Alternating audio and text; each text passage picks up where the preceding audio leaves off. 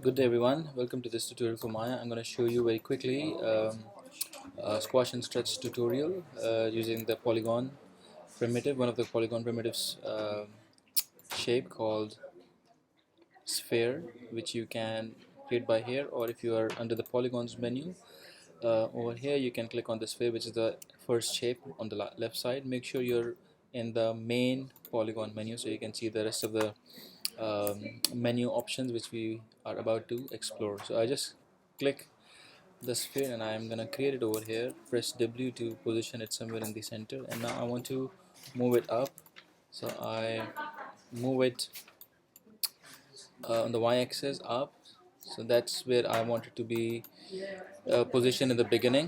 And I'm gonna press a keyframe on the timeline. Press S. This is S, and then I want to decide how long my animation should be. So let's say this whole thing should not take more than 30 frames, so I just enter 30 over here, so I see all the frames over here very clearly. I wanted to basically come down on the way squash when it hits the ground, not on the way when it hits the ground squash, and go back, and its original shape should and position should be retained. So basically it's very simple. Let's see the steps over here what we want to do. So this is the first step, and I want it to hit the ground at 10, so I bring it down at 10. Make sure you don't uh, move it from the center, because if you move this from the center, see what happens to its axis from X, Y and Z. If you move it from center, you see all of them are being disturbed, which we don't want. You don't move it from the center because you want it is basically moving only in the y-axis, so you know that already.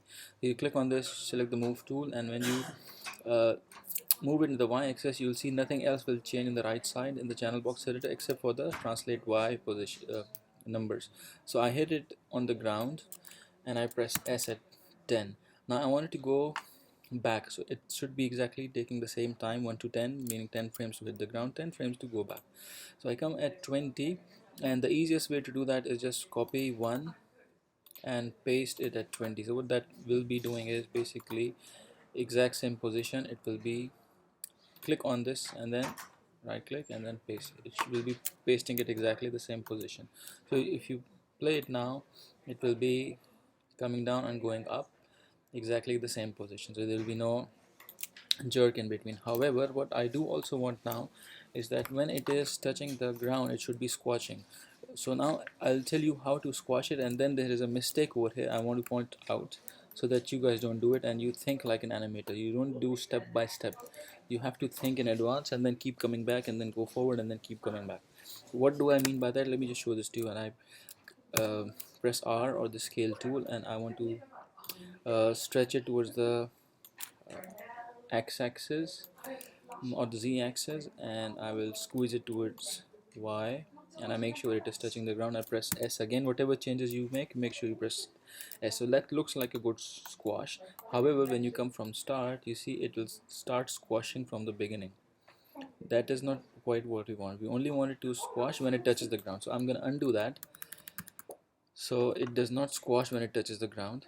What we do want is it should squash only when it touches the ground, not in the middle of the air. So I come at let's say 6, and I create a keyframe here, press it and create a keyframe at 6, and you see between 6 and 10 there is a difference of 4. So after 10 I come to 14, and we copy 6 and paste over here, because we want when it comes back at 14 there's a difference of 4. It should be exactly at the same position. So you see 6, 10 and then 14, it is exactly the same position where it is at 6. So the time is being controlled very well here, and at 20 it is back to its pavilion. However, the reason I created a keyframe over here is because I want it to start stretching, to show the speed. So I'll come and stretch it somewhere around let's say I'll stretch it at this is 10, I'll stretch it at 8.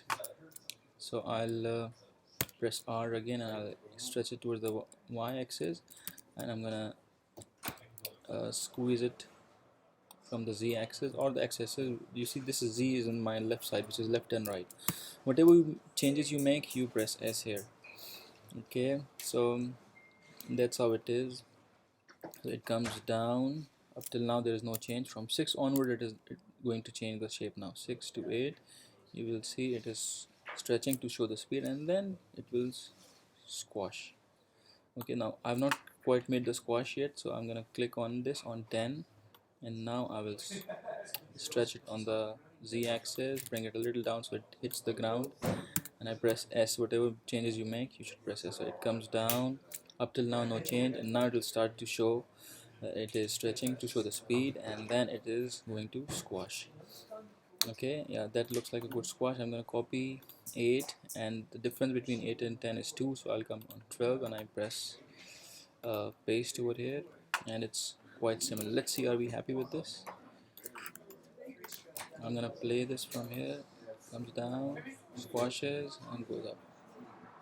Okay, now there's one thing over here you may have noticed, that when it reaches over here, it sort of stops or pauses. So let's see if we can tweak that better through the graph editor. So I go to graph editor and see what happens at the y-axis. See, there's a curve over here. This is what you need to modify and correct. So the curve over here needs to be corrected.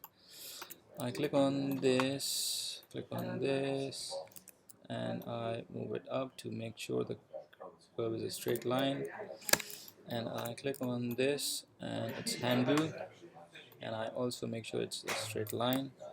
Now if I come back and now play this, it should be a good squash, and so it should not be stopping in between. So it was stopping in between before. Okay, I hope you liked it. Thank you very much for watching.